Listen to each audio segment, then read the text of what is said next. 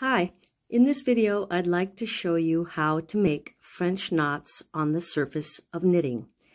So for this you will need a very sharp darning needle that has a nice point so you can be splitting the yarn as you make your French knots. So I'm going to enter from the surface and just leave a tail, and I'm going to go into a stitch and pierce the fiber in the stitch. So I'm actually going to split the fibers like this. Leave a tail to weave in later. And now I'm going to return down next to where I came out and then come back out in between those two areas. Bring up a circle onto the fabric surface. Now I'm going to take my needle through this loop 3 times. And this might be a little different method than what you've seen. For French knots, my method is a little bit different. Then I'm going to put a little tension on this yarn here.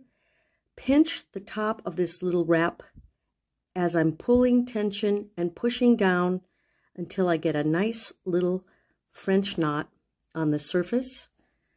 Then go in and go right next to the knot, splitting the yarn again.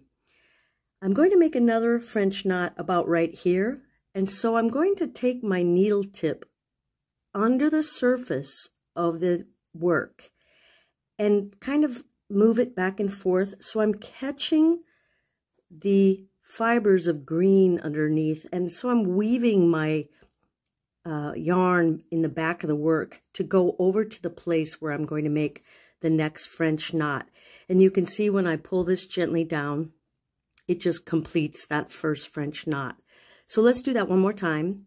I'm going to just reach into a fiber of a stitch, come back out next to it so that I can have a loop of red on the surface, go through this circle 3 times, and then put some tension on this yarn while I'm pinching this part of the knot down to the surface. And then right next to the knot, again, I'm going to split the yarn to take it through to the inside and then complete that French knot.